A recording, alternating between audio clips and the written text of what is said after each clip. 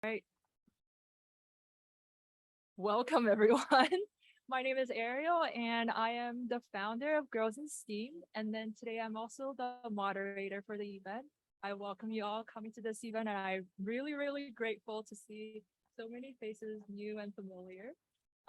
So today, how the event's going to go from about 6:30 to 6:40ish. There will be a mini presentation about Girls in STEAM, as well as a little bit more about Command F, which is the team that we are partnering with for this event. Some of the big questions we will talk about in this presentation will be, what is STEAM education? Why is it important in today's world? How do we interact and benefit from STEAM principles, advancements every day? And what do some careers in STEAM look like? So another really big thing I want to mention before we begin the presentation and the panel event is that today we are situated on the traditional, ancestral, and unceded territory of the Musqueam people. We're really grateful for the event to be hosted on this land, as representation is very important, especially for girls in STEAM. It's important to recognize that we are situated on this land and we are using this land to educate more people about how we use the space and how we operate. So after the presentation, we will invite the panelists over to sit on the spinny chairs. Don't fall. I honestly, they're pretty stable. I tried to move them around. They would not budge. But after that, there will be an open discussion, and please feel free to join slido.com with this number right here to ask your questions if you think of anything as we go through the event that I do not touch. And towards the end of the event, I will look at some of these questions and pick out a few to chat more about and ask our panelists to maybe answer them. Sounds good? Yay. All right, let's get started. For everyone on Zoom, please also put your questions in Slido, not in the Zoom chat, as we will not be moderating the Zoom chat, but we'll be moderating the Slido. For everyone who is in person, and if you have specific questions to ask for specific panelists, you are free to ask them after the event, which is at around 7:30 to 8. There will be some free time to interact with the panelists. Don't worry, you can also ask questions to the girls and team people. We are not scary, we do not bite. Please feel free to approach us. We were just like you in your shoes a long time ago. Some of us more recent than others, but some of us are older now. All right, let's move on. So, what is STEAM education? Simply, STEAM education is a multidiscipline approach to teaching. STEAM stands for science, technology, engineering, art and design, or accessibility, and mathematics. So it's STEM plus art and design. STEAM is designed to encourage discussions and problem solving among students, and then developing both practical skills and appreciation for collaborations. Our mission as Girls in STEAM, so art and design are inseparable in today's STEM education. In order to build a diverse and technologically advanced community, representation truly matters, like I said before, amongst leaders and creators. So some of the three pillars that we work on as our part of our mission is community, education, and access. Learning a little bit more about us and some more statistics about women in STEAM or STEM. We all know that women and minorities are underrepresented in STEM fields. To put that into context, in the United States, despite women making up nearly half of the workforce at 48%, only 27 STEM workers are women by 2019. We have made gains, however, as in 1970s, only 8% of women worked in STEM-related fields. In Canada, there are even less women in STEM, 28, 25%. So according to Statistics Canada, 34% of Canadians with a STEM degree are women, and they only make up to like 23% of Canadians who actually grad science. And then more about the LGBTQ plus community. According to a study by science.org, surveying 25K US persons, LGBTQ professionals were 20.2% more likely than their non-LGBTQ plus peers to agree that they had experienced professional de-evaluation, especially when their STEM expertise has been devalued or discounted. When it comes to mental health, LGBTQ plus persons were 27% more likely to have experienced minor health problems at least some of the time in the past year. 41% more likely to have experienced insomnia, 22% more likely to have felt nervous or stressed from work, and 30% more likely to have experienced one or more depressive symptoms in the past. And a third of LGBTQ plus STEM professionals experience one or more types of social exclusion. Any thoughts?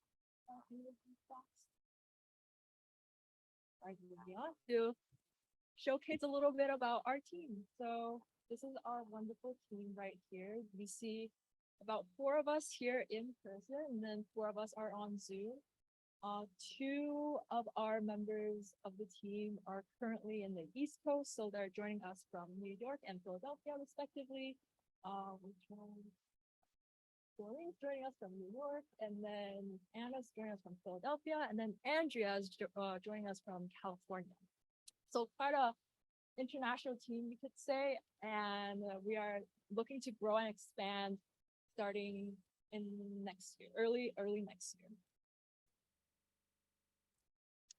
You may wonder, what does a STEAM career look like, which is incorporating both STEM and art, design, humanities. Well, here are some examples.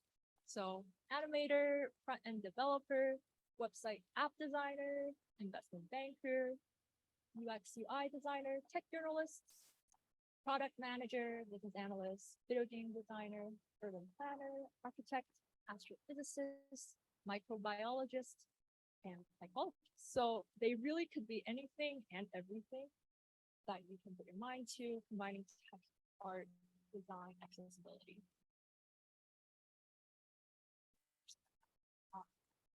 Our upcoming recruitment, we will be starting our ambassador recruitment. It starts in January. There will be volunteer hours, an opportunity to connect with a network across Canada, US, and the world. There will be weekly challenges, monthly incentives, and semesterly events to execute with the support from the core board and the team, and it would be 1 year-long commitment. So that ambassador recruitment will go for high school students, college students, and, because we believe that education is a lifelong learning. And of course, our social media. Please feel free to follow us on Instagram. We have a lot of cool things that we showcase on a weekly basis, which include tech terms, mental health, the latest developments in STEAM fields, some women in STEAM profiles.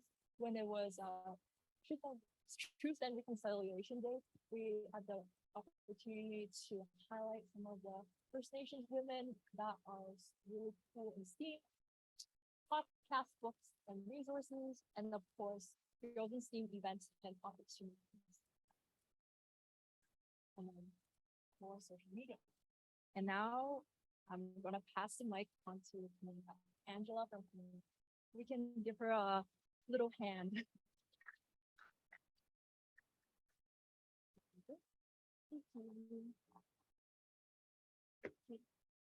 Hello, everyone. I'm Angela, and I'm part of the cmd-f team. And I wanted to take this opportunity to talk a little bit more about what NW Plus is and what we do in cmd-f as well. So NW Plus is one of the biggest tech clubs in UBC, and we mainly host hackathons. For those of you that don't know, a hackathon is an event where people get together for a short period of time and they collaborate on a tech project. And this project can be anything from a robot to a web app to even just like a Figma prototype. Hackathons also have a lot of mini events. So there's usually like workshops, games, sponsor boothing, as well as free swag and free food, and also a lot of networking opportunities. And NW Plus holds 3 hackathons yearly. Yeah, so if you guys are interested, please follow us on our social media. Oh, yeah, yeah. We post all our updates there. But yeah, a little bit more about our 3 hackathons. Our first one is Hack Camp. That's coming up this weekend, and it's geared towards beginners. Sadly, registration for that is already closed. But our next one is NW Hacks, and that's our biggest hackathon out of all 3. That one's happening January 14th to 15th, and it's a 24-hour hackathon. And finally, Command F, that's the team I'm part of. That's happening March 11th to 12th. And it's a hackathon geared towards women and gender diverse individuals in STEM. Yeah, next slide. So yeah, since I'm part of the Command F team, I'll talk a little bit more about Command F. This is my lovely team. There's me, Taryn, Carmen, Joanne, and Maggie. So yeah, our goal at Command F, we want to encourage women and gender diverse individuals to get more involved in the tech community. And yeah, that's why we partnered with Girls in STEAM for this event as well. In addition to our Command F hackathon, we've also taken on other initiatives. One example is the Connect F mentorship program. That one, we pair high school students with uni students. So for high school students to learn more about tech from the uni students. And we also hold 3 events leading up to our hackathon. The first event, phase 1, already passed. That was last week. It was a resume review, but we have one coming up pretty soon. Phase 2, it's going to be a Figma like design workshop. That one's on November 30th. And then we also have a 3rd event in February, but we don't have the details for that yet, but we'll be posting that on our social media as soon as we know. And yeah, next slide. Yeah, all our updates and details about our events go on our social media. So if you guys are interested at all, you can follow us at NW Plus UBC. We're on Instagram, TikTok, Facebook, and also LinkedIn. And if you ever have any questions about anything, you can also reach out to that account. Thank you guys. Thank you.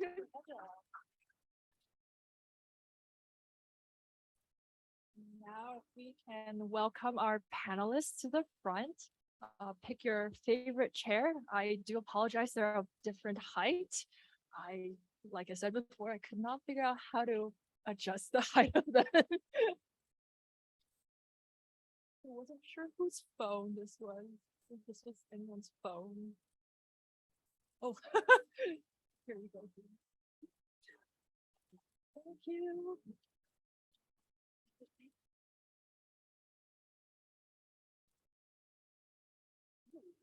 Going so up the hill. And Karolina, can you hear us?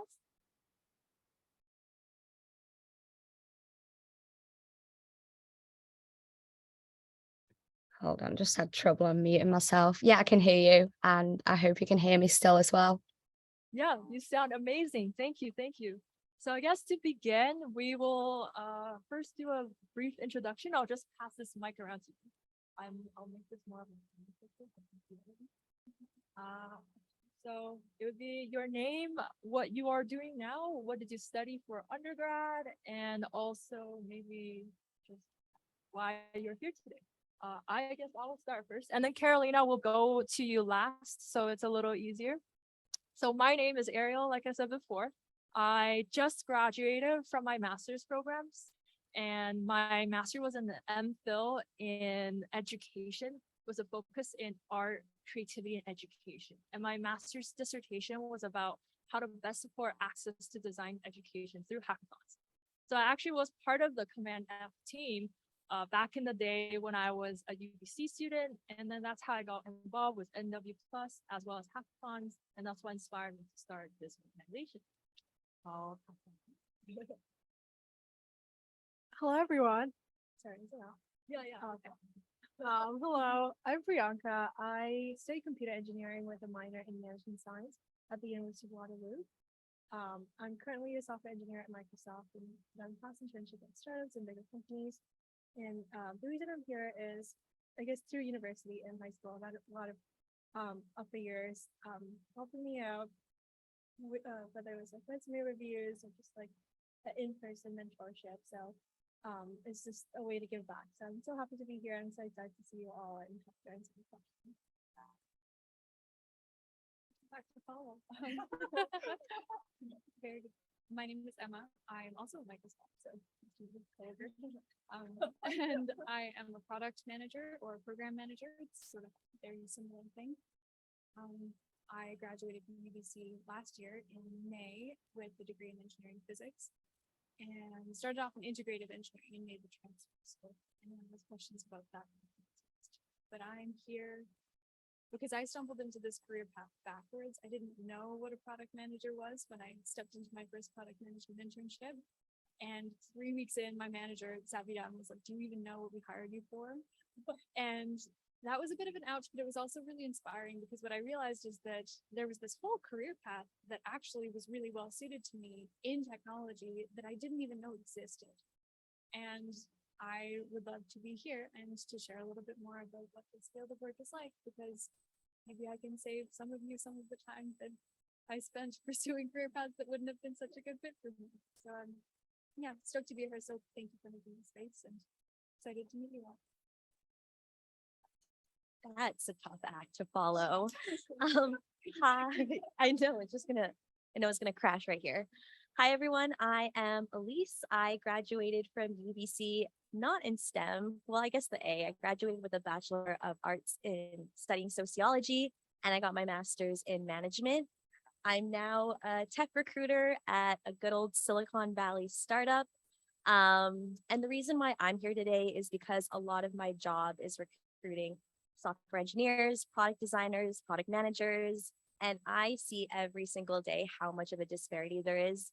I want to see more representation in the field. And so I do feel like it starts here. It starts at these events, and hopefully someone gets inspired to enter the field. And yeah, that's why I'm here. My name is Allison.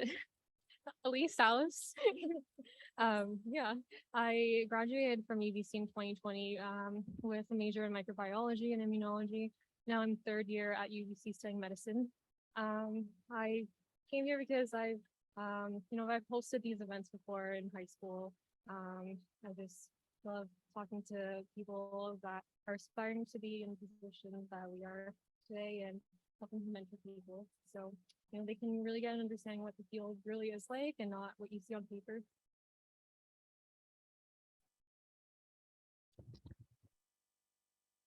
Okay, I guess that's my cue. So my name is Karolina. I am currently pursuing a PhD in particle physics. This is also what I did at university. So both my bachelor's and my master's I gained in physics. That was in the UK. I am still currently studying in the UK, but I am temporarily spending some time in the US, just because my experiments are based over here. So the reason I wanted to do this is I hope I can share some valuable information with you. And also because, as some of you have already mentioned, STEM subjects are massively male-dominated. And so I just hope to inspire some of you to pursue that, really. Wow, thank you to all the panelists. All your stories are so cool. Everyone has such a cool background, which is why we had invited all of you here today. So to begin with some questions, I guess the first big thing was STEAM part of your university education? If so, in what way was it incorporated? Which is like in the classroom or outside of it? Some of you might have already mentioned a little bit about this, but I guess we'll go backwards this time. So maybe Karolina, you can start first. Yeah, so as I've already mentioned, I did physics at university. I still do physics now, just can't seem to leave it. And yeah, so STEM was definitely a huge part of my undergraduate education. So I guess outside of the classroom, I always try to do the opposite. So participating in non-STEM activities. So yeah. I guess actually, Karolina, could you actually share a little bit more about where you are right now and what you're working on? Because it's quite cool. Yeah, of course. So at the moment, I am based at Fermilab. It's a national particle physics research facility. And we have like a plethora of particle physics experiments here, ranging from colliders to like liquid argon detectors to detect more elusive particles.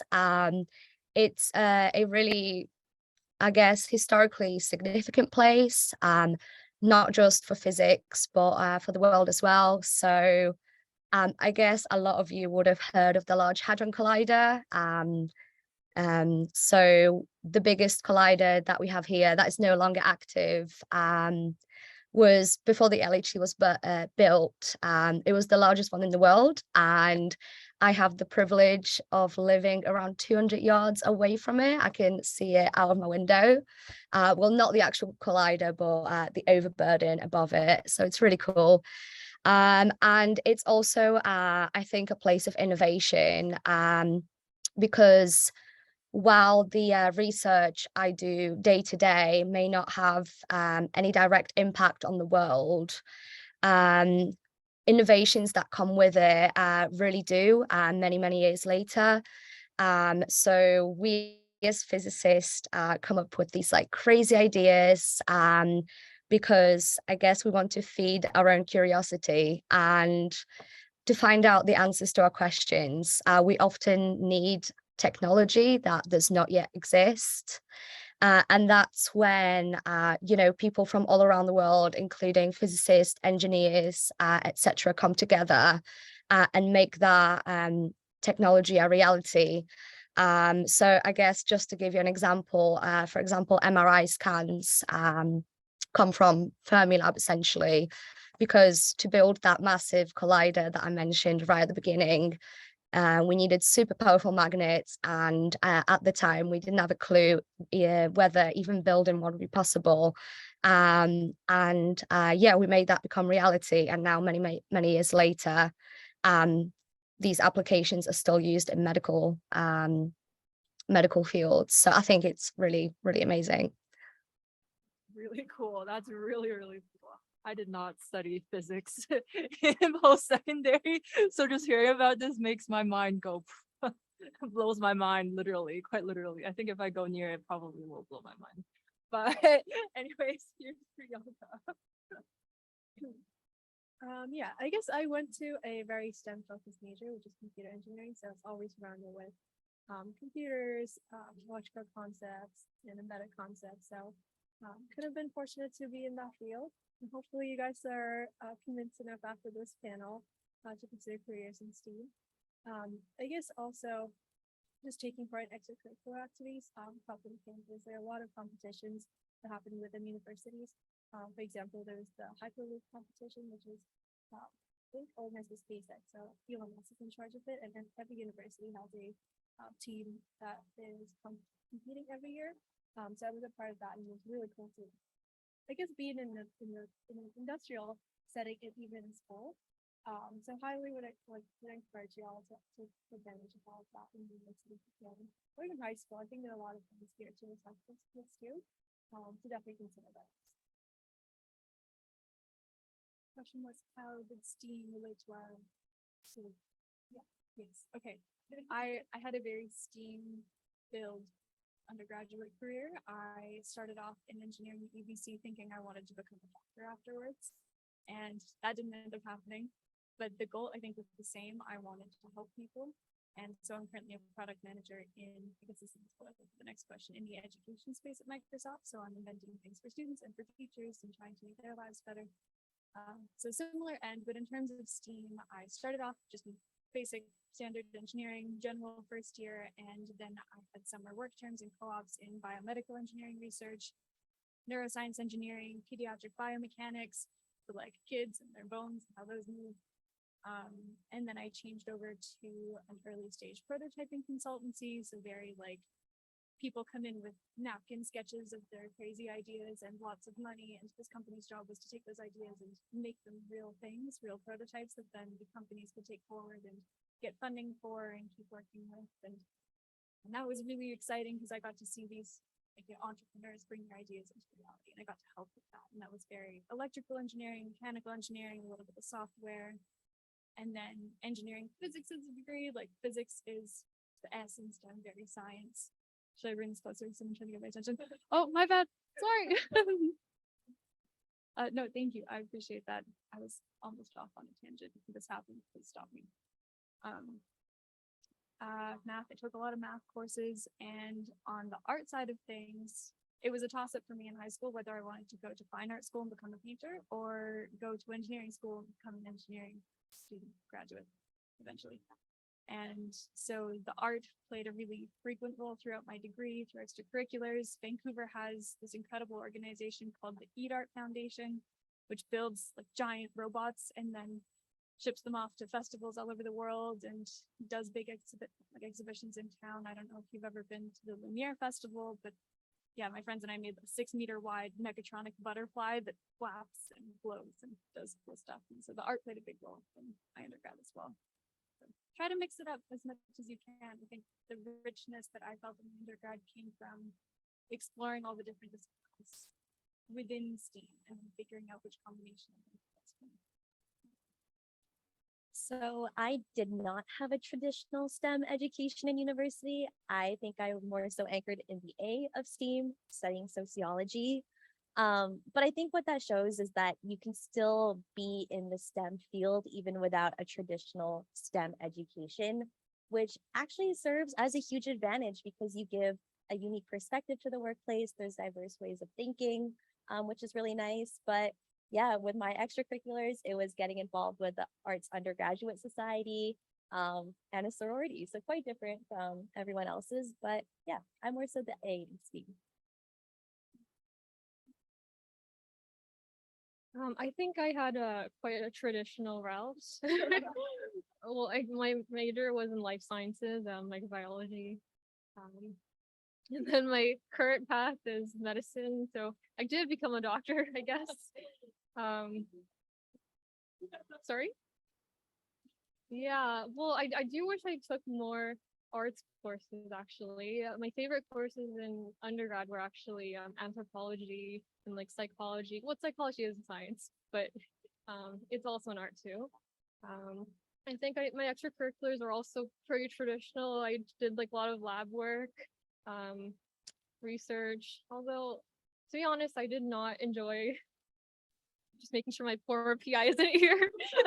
I didn't enjoy those I don't know, jobs or positions as much. I guess like a lot of undergrad research kind of turns out to be like you do the menial jobs and you do like manual labor a lot of times, and you don't really get to focus on the higher thinking, which now as I'm getting more experience, I understand like the more experience you have, the more, I guess, expertise you have in the field, the more research actually becomes interesting because you're able to think about these big picture ideas and get other people to do your work, basically. But also I joined the Science Undergraduate Society as well, and I did some things in environmental outreach and sustainability.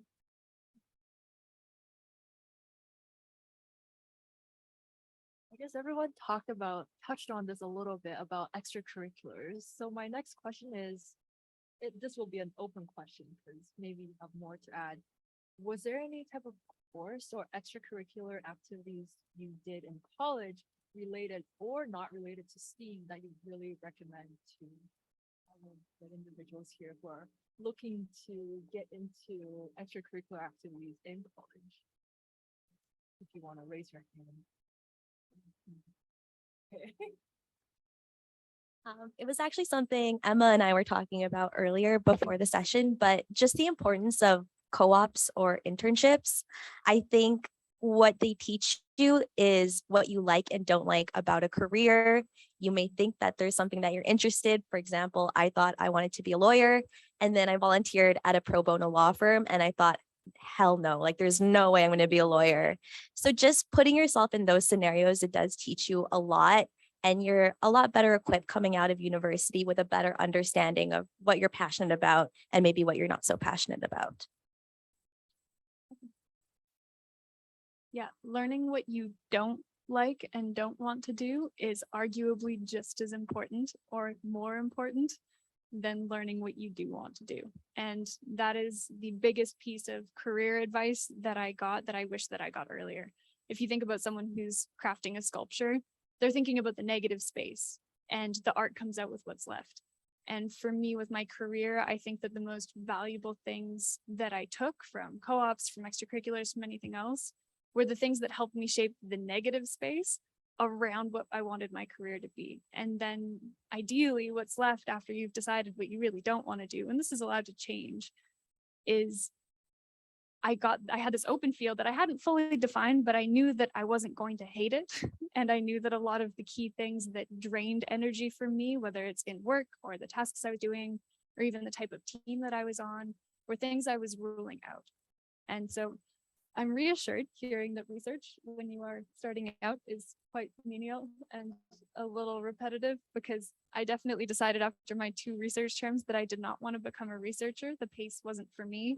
I'm in a research-driven job now, but because it's in industry and not in academia, it's got some faster turnaround, but that could be really annoying to someone who wants to, come up with new information for the world. And I'm sure our physicist friend could relate to this one, which is there's in industry, time is the thing that is limited, and in academia often you're going for the truth, you're trying to hit like the hard new things about the world. And so in industry you have to be okay letting that go a little bit, and that's what I learned, is that I'm more in that space. So big time on the co-ops. If you ever come to UBC, Commerce 388 was the coolest course I ever took. You mentioned courses. Possibly because as an engineering student, I had very few female professors, if really any, maybe 2 out of 250 credits. And this instructor, this professor that we had in this course, was an architecture graduate, and she came back to teach a design methods in business innovation course, and it changed the course of my career, probably my life to this point. And yeah, seek out mentors, even if it is in careers that are adjacent to the ones you want to see, because I think that professor made a big difference for me. And being exposed to design. Everyone should take a design course. It's the coolest thing ever. No,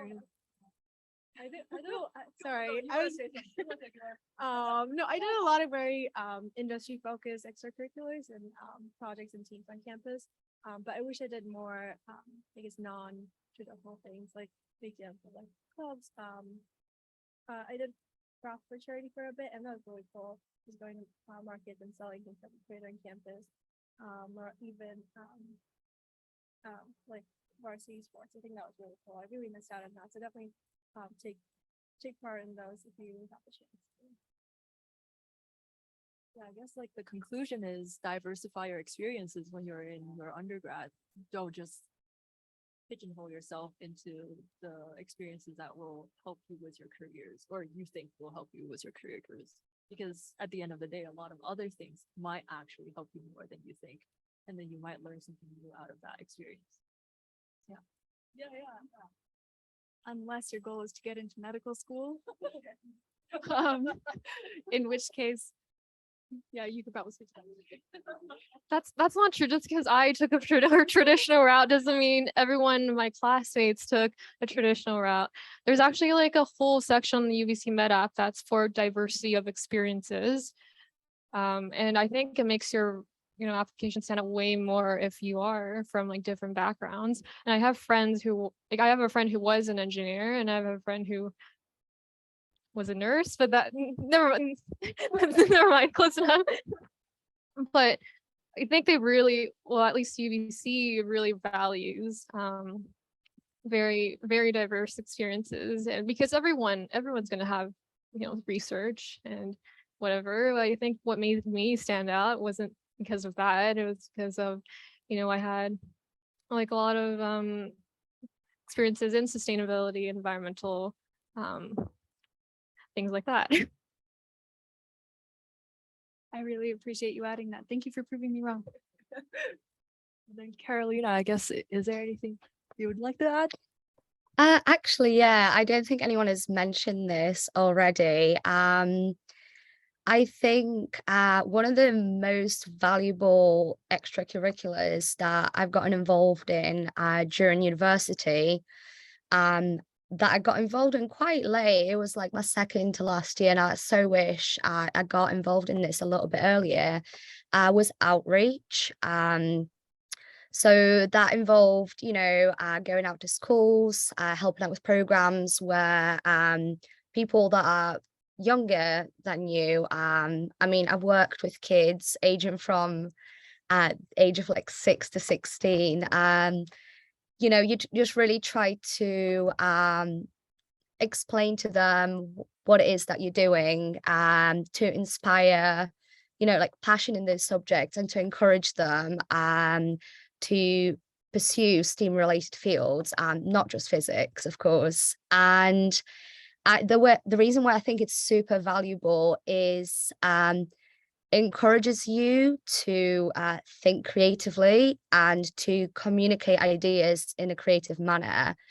And while I did it at the time because I enjoyed it, etc., I'm starting to realize how useful it is to me still in everyday life. And I can promise you, like, no matter whether you go into academia or any kind of industry, you really need those kind of soft skills in order to be able to communicate with people. You might be wanting to, it could be something like delivering a formal presentation to your colleagues, or maybe explaining a concept to someone who's not an expert and has zero idea what it is that you work with every day. So yeah, if you've got any opportunities to participate in outreach, I would definitely recommend that. It's really fun and really valuable. Sweet, thank you, thank you. All right, moving on to our next open question. Okay, this one's a little different from the previous question, but it's related. Everything's related. Everything's related. Are there any programs, activities, or skills that you learned in college or later that you wish you started learning in high school? If so, how would you recommend a high school student or a college student to start developing those skills? I'd be happy to go again because I think I've got a good one. So I am sure many of you guys on the panel will also agree with me. And the skill that I think I would, put as number one is coding. This may sound super scary to someone who's never done coding, because you think when you think coding, you think writing computer programs, but it's really not it. I can guarantee that most of you have probably coded to some extent in your life. For example, if you've used Excel, that is essentially coding. You follow some logic predefined by the language and you use it to manipulate numbers, for example. And doing particle physics, I write code day to day.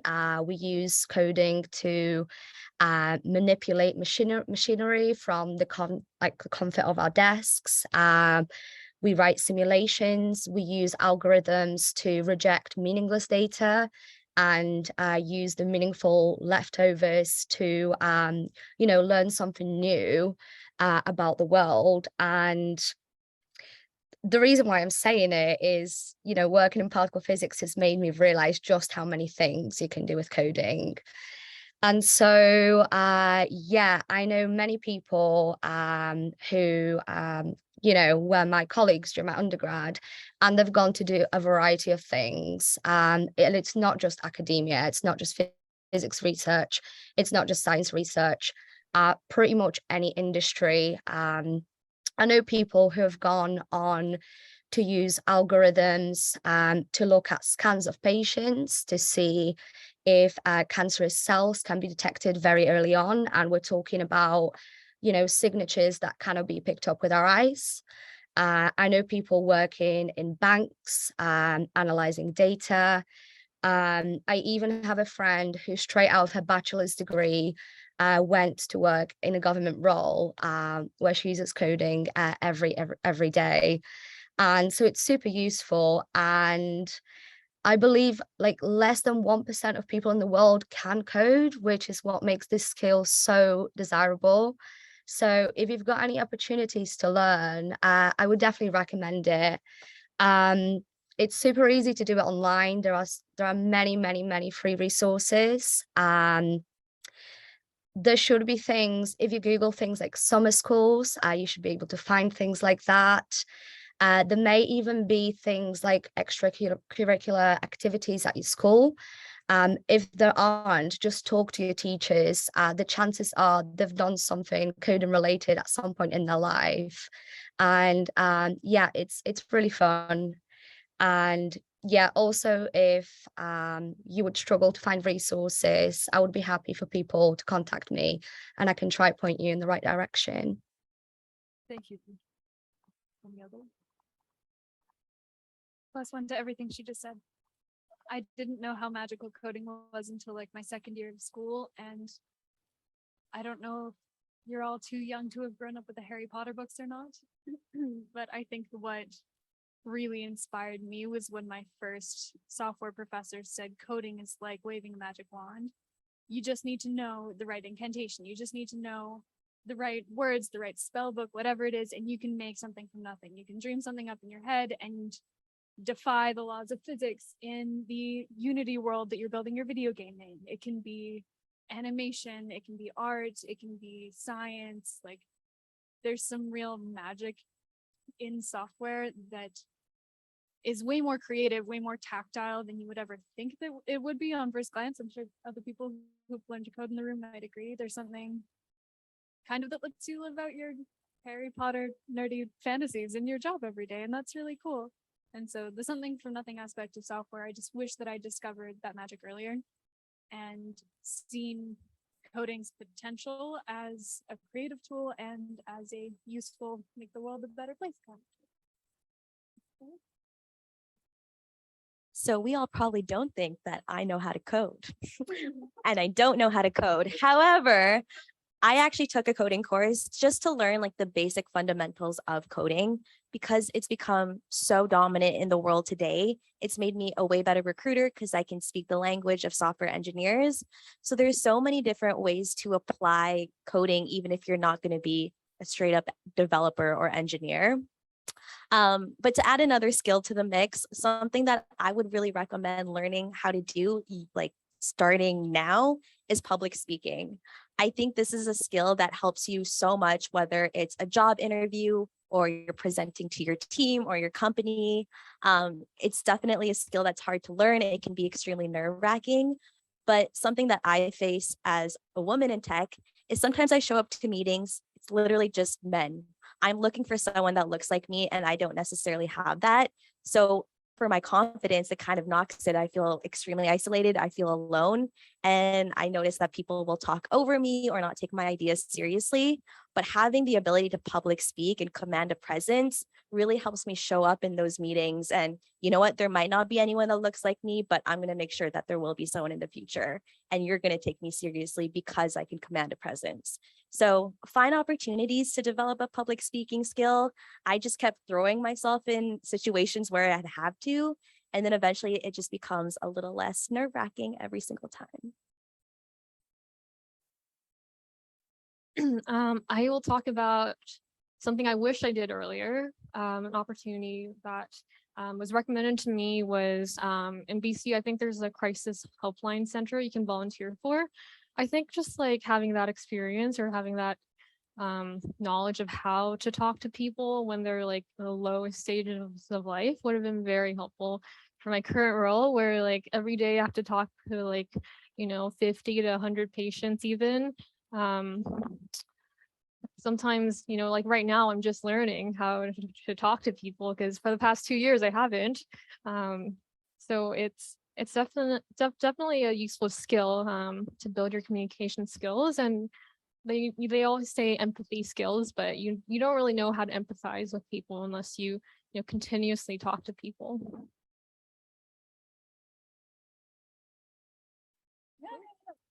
I think it's on a similar note, as Elise was talking about, I think interpersonal skills and soft skills are also something that you're not going to be taught in school, especially in the classrooms or team settings. So like working in a team, I think in any company you're working at, you're going to be dealing with people, whether it's like the program manager role, recruiter role, in a med field, you're always going to be talking to people, solving or stopping at a problem. So just yeah, try to seek out those team settings, hackathons. Like you're talking about, cmd-f seems like a really great opportunity to be in that setting, work with different types of people. Not everyone is easy to work with, so that's something you have to learn too. And also another thing is problem solving. That's also something that comes with experience, I think. So yeah, go out there and figure out, like hackathons is the best way, I think, especially as a high school student, to figure out what problems you can solve, how we can go about it, working in team setting, and all those soft skills. So definitely go to hackathons, go to cmd-f, sign up right away. You said not everyone is easy to work with, and I completely agree. The most humbling part of working in a team a lot is realizing that there are certain things that everyone brings to a team that make you hard to work with. It's like your teammate might be difficult to work with, but you're probably also difficult to work with as well. If you have a dysfunctional team, it's not always going to be everyone but you. And getting in tune with your tendencies in group work, learning how, I don't know if you've noticed, I talk a lot. When I work in a group, I need to be very mindful about making space for people who aren't as forthcoming as I am, because just because they're quieter doesn't mean that their ideas are any less valid. And that was like epiphany moment for second year UBC engineering Emma in this group for the first time, where I could run an entire meeting and no one would pipe up with a contribution. And they would do the work. Like I, would make the plan and they would do the stuff, but like their ideas were excellent and I just wasn't making space to hear them. And so some people are very difficult to work with. You could be that person, and learning what it is about you that can make you a better team player, not just how to tolerate the bad team, work tolerances of others, is another important skill. Be humble, recognize that you are also a flawed human being, and work to mitigate those in advance as well.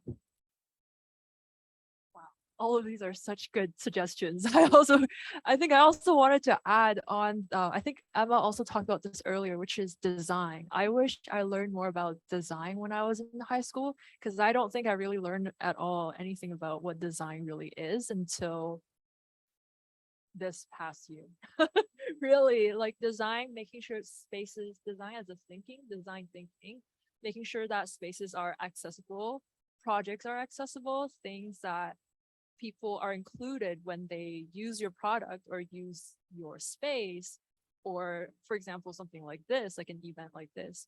How do you make sure that people feel as included as possible when they come to an event like this?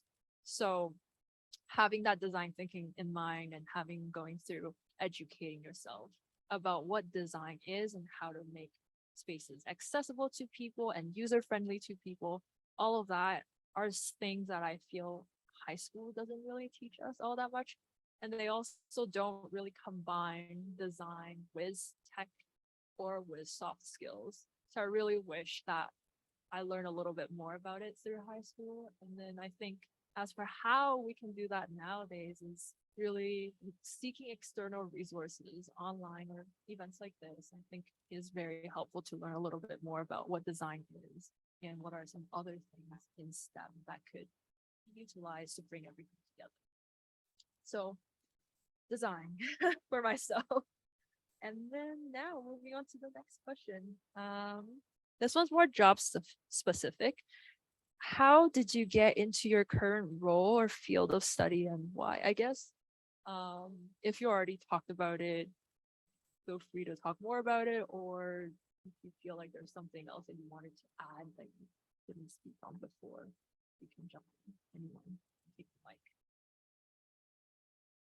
I'm actually really curious on Elise the most because I also wanted to be tech recruiter at one point. Yeah. I guess I'll back up a little before my current job and I'll just talk about how I found my first job out of university, which I think is quite intimidating. I literally wrote a post on LinkedIn saying, this is what I'm looking for. This is what I did in university. Can someone help me find a job? And a bunch of people reached out to me actually, because I think there is an empathy for people in the workforce. They've been in your shoes. They know what it's like to want to find a job, but not know where to start. And that's actually how I landed my first position. After that, I moved on to another tech company based in Vancouver. And the reason why I got that job was because an old coworker of mine referred me into that company. And then finally, I got the current job that I'm in because they reached out to me on LinkedIn. I guess I just marketed myself well on LinkedIn, so they actually approached me. But I think what this kind of trajectory shows you is three things. Number one, people are more willing to help you than you think. They're not expecting anything in return. They just understand the position that you're in. You just have to be willing to put yourself out there. The second thing is relationships matter. Like someone that you meet today could help you land a job 5 years from now. And it's important to keep building that network. Again, putting yourself out there. And then finally, the last point is just knowing how to network yourself or how to market yourself, whether it's LinkedIn or your social media or whatever that is, just really knowing how to put yourself out there appropriately, I think opens up a lot of opportunity as well. So yeah, that's how I landed at my job. I've heard of the LinkedIn post goes viral, person gets the job story, but I've never met one of those people. So you're a local celebrity. That's really cool. I got my job at Microsoft as a return offer from an internship. And so many tech companies use interns as their funnel for new employees, which means that if someone in my position last summer did at least a satisfactory job, they were guaranteed a return offer. That's not always the case, but for Microsoft at the time, that's what it was. And so I was very, very lucky. I had my return offer for after graduation before I started my last year of school. And they like to say that after university job hunting, or after, yeah, it feels like taking an extra couple of classes. So I was very grateful for the opportunity to not have to do that. How I got involved with Microsoft in the first place was through an old coworker. So absolutely everything you said about relationship building is so important. I didn't, become friends with that colleague and try to stay in touch with them after that job because I thought that eventually he would refer me to Microsoft. I never had that image in my mind. I just tried to foster an interest in, in the people around me and in the work that they did. And I was always trying to figure out what work I could see myself in that would energize me and not drain me, or be net energizing instead of net draining. And that's sort of how that colleague got me in the first place, is we just stayed in touch and he thought of me when he saw an internship posting. And referrals are great. If you want to get into a big company, referrals are a really good way to get your foot in the door. Does everyone know what product management is? If you say so, I can try to explain that quickly if that's helpful. So this is going to be different. I apologize. I promise I am healthy. I have a lung condition. Everyone you ask about what a product management role is going to tell you something a little bit different, but I like to describe it as if you're the conductor of an orchestra. So what that means is that I have a team of people that I work with on a product, and each of them is an expert in what they do. I have a team of engineers who are incredible software developers. I have a team of researchers who are incredible researchers. I have world-class designers. I have product marketing managers. I have designers that design the user interactions for the products that we build, and everyone I work with is incredible at what they do, but they need someone to go out into the world, to talk to customers, to find and understand their problems, and then to craft a vision that all of these talented people can rally around to build a solution. And so I get to be that person where I go out and I understand a problem, and I get to ideate and sort of come up with what I think a good solution could be. I create the North Star. I build a lot of clarity around it. What is our vision? What is our goal for this as a solved problem? And then I work with incredibly talented people who are much more specialized than I am to make that idea of a solution into a reality. And that's really cool because it's multidisciplinary. So today, this morning, I was talking with teachers in 15 different countries, all about shared problems that they had. And then I had a design meeting with an incredible designer. And then I spoke with my engineers because there's a never ending list of engineering tasks on any product that you get to work on. And then not long after that, I got to work with senior business leaders and build a strategy around the product that I'm building. And so it's science because we have researchers, it's technology because it's a software product, it's art because there is sort of that, it needs to be an accessible product. So we've got the A for art and accessibility. There's math because a lot of our decisions are data driven. We care about not just assuming that we know how to solve people's problems, but instead to do the research, to get the numbers, and to figure out mathematically sometimes what justifies the best solution. And then there's business there too. So it is the quintessential STEAM role that no one has heard of as far as I'm concerned. And I'm very happy that I ended up here. So if you have any questions about product management and or didn't know what it was before today, feel free to chat with me afterwards.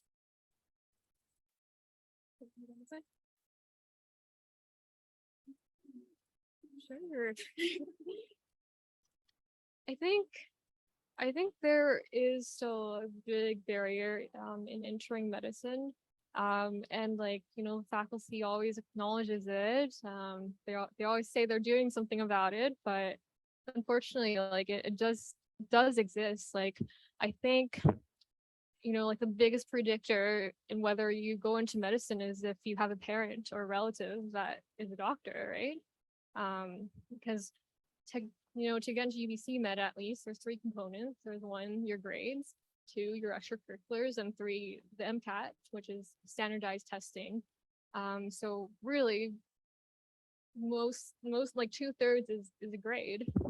So I think the biggest part for me, like I didn't have any family members in medicine. What I had were friends that were older than me, and you know they managed to find their way, and they were able to mentor me and you know teach me what I needed to do to you know make myself be a better candidate. So I think like you guys said, mentorship and building those relationships with people, you know, through events like this too is really the way to go. I want to add one other thing. A lot of universities have a core program. So usually the university, they have employers that come in and post a lot of job postings just cater to that university. So all my internships were through that portal. So you have a lot of opportunities through the university. And also another thing you could do is unpaid internships. I know it's going to suck initially, but to get your foot in the door and some experience, I think it's such a great way to pay them experiences. And that really could you could get a return offer that could be paid, or you'll be meeting a ton of people in the industry that will be able to refer you to another company that you're interested in. So always, I guess, make it on or reach out. Yeah, don't wait for opportunities to land on your plate. Just be proactive. Thank you. And then Karolina has something. Yeah, I think I'm trying to think of something that hasn't been mentioned already. I think for me, what was very, very key was talking to people at the university. So I guess for me, the story is a little bit different because I knew I wanted to pursue a PhD and go into academia from very early on, pretty much from when I started my undergrad.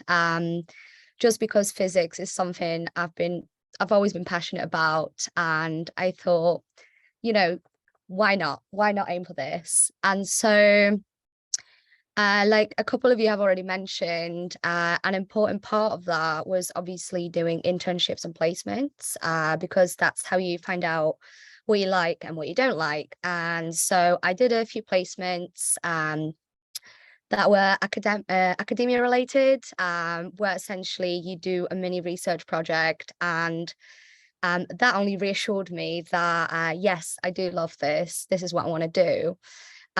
One thing I wasn't sure about though for a very, very long time, pretty much till the very last minute before my master's, was which exact field of physics I wanted to go into. And I guess part of the reason was, you know, I wanted to learn about everything. I was interested in so many fields.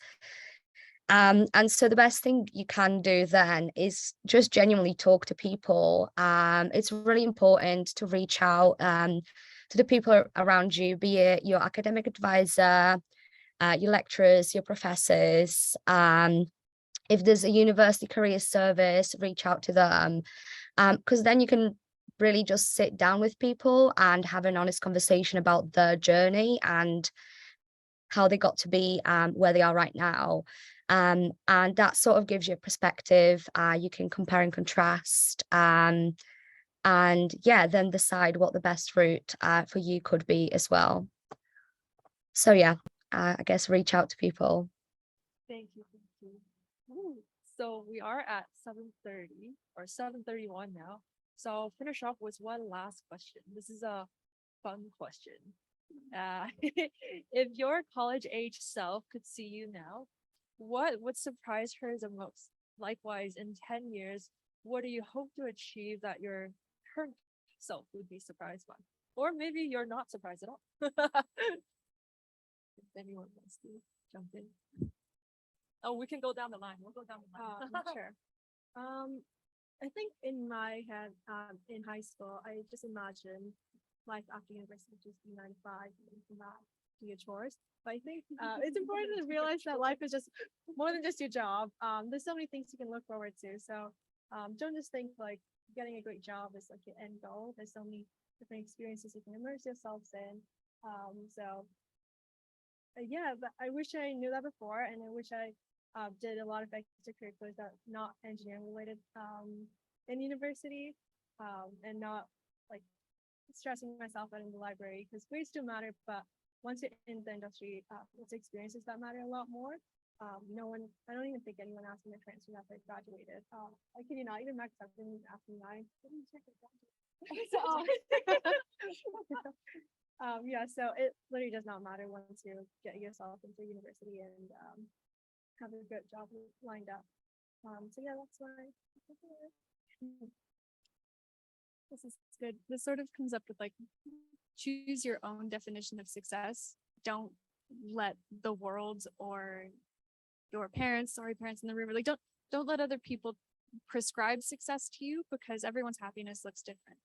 I forget who I was telling this to. I had a conversation earlier today where I shared the story of a good friend of mine from high school who she went off to university and it just wasn't for her. Her parents were like, go, go, go, you're going to be a lawyer one day. And she was like, you know what? Like, just not for me. It's not my thing. And she left and she went back to our hometown, and this is 2 years into my university degree. She's back home and she is starting her job as a delivery person, someone who drives the car and it goes around and you know, gets to know all of the dogs on the neighborhood route that she drives every single day.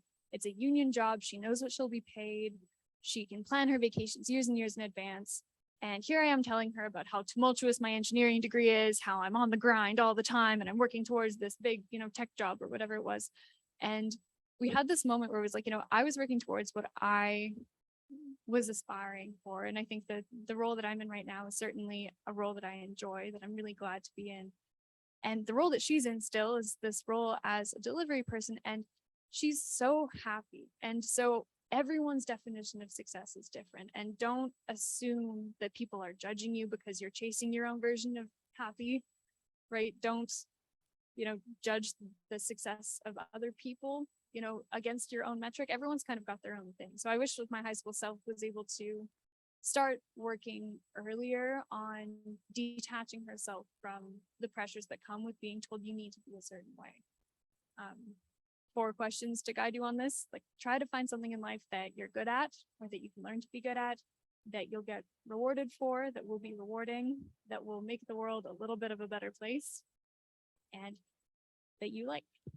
I think those things are all really important. If you can like check those 4 boxes, or even like 3 of those 4 boxes, then you're really, really well off.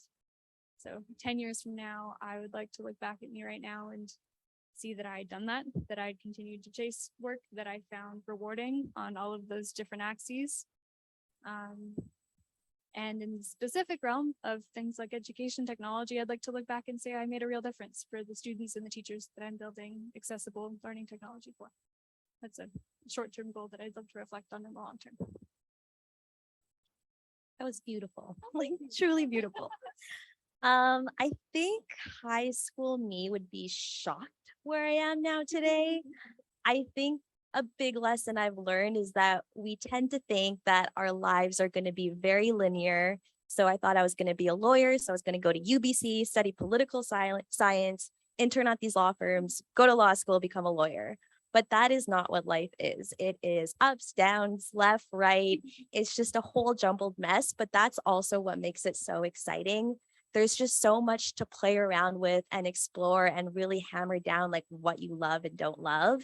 And even in my career today, I don't know if I'm going to be a recruiter long term. I don't know if this is the long term career for me.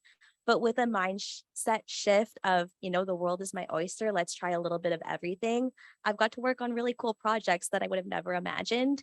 So you might think you have a plan now, but you're allowed to change your plan, and life will change your plan anyways. So just enjoy the ride because you will be okay no matter what.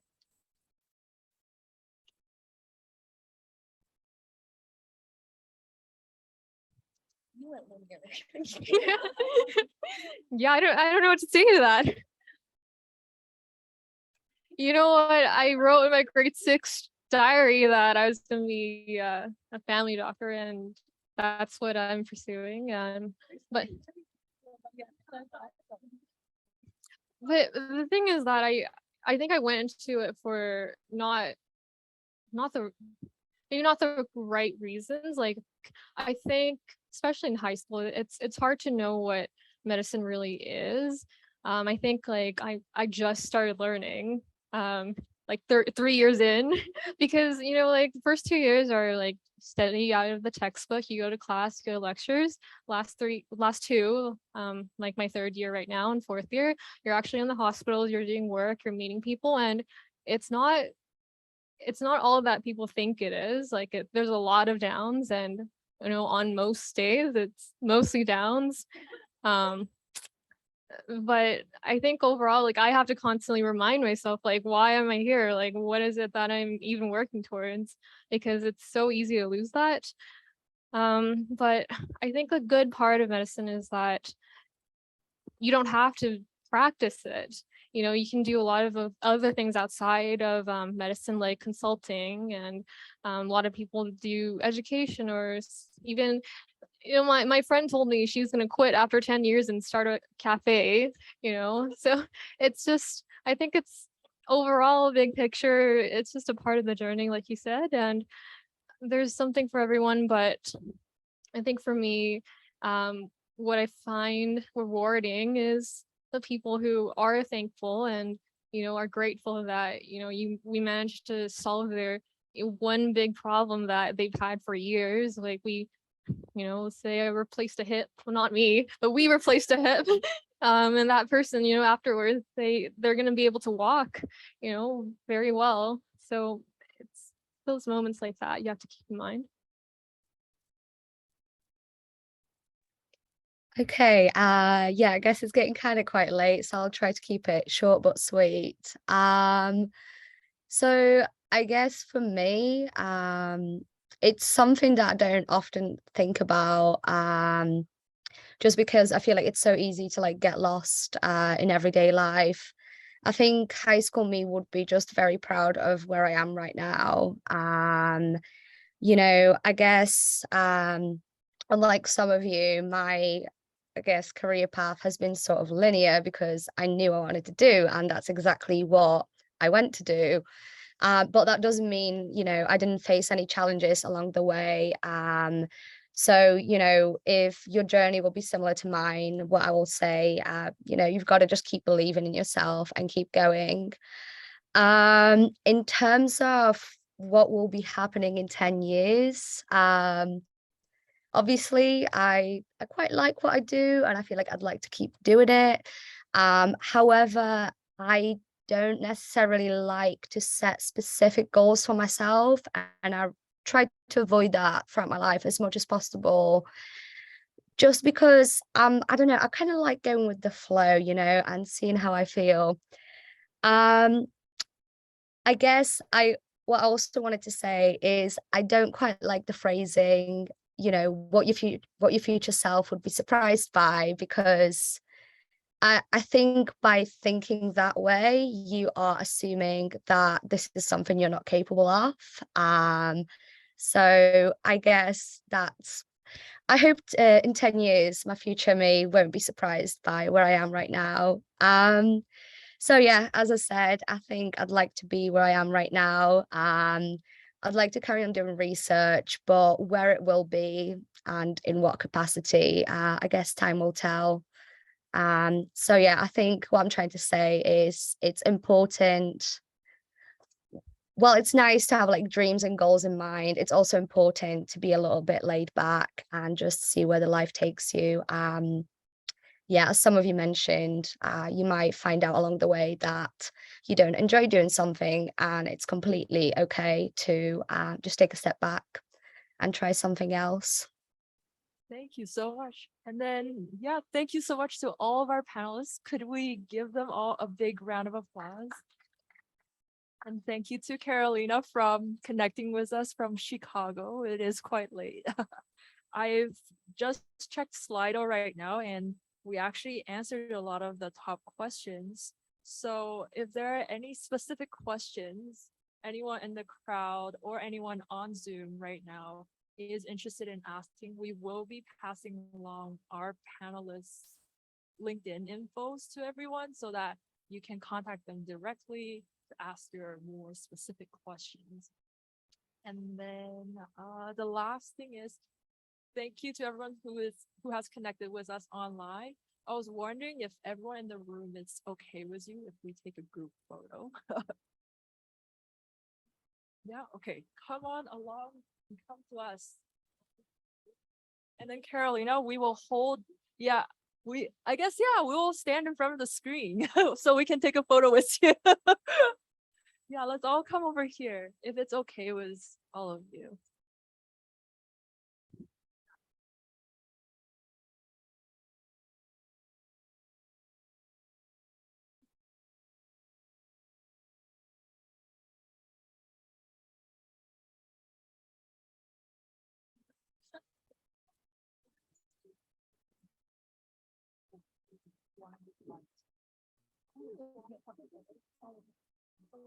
Oh, okay. All right. We got this. We got this. No, we got this.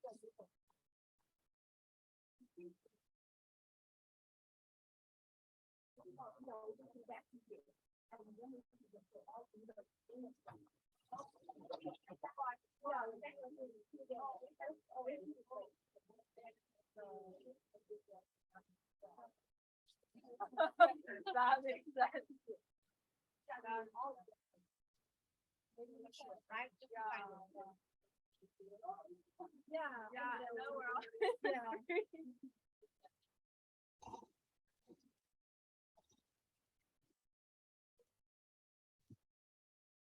Oh no, not this one.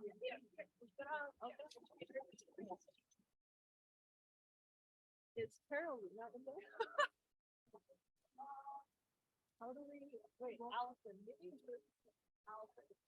I'll hold your laptop. So first basic. Sure. How do I make her? We're still recording. Oh.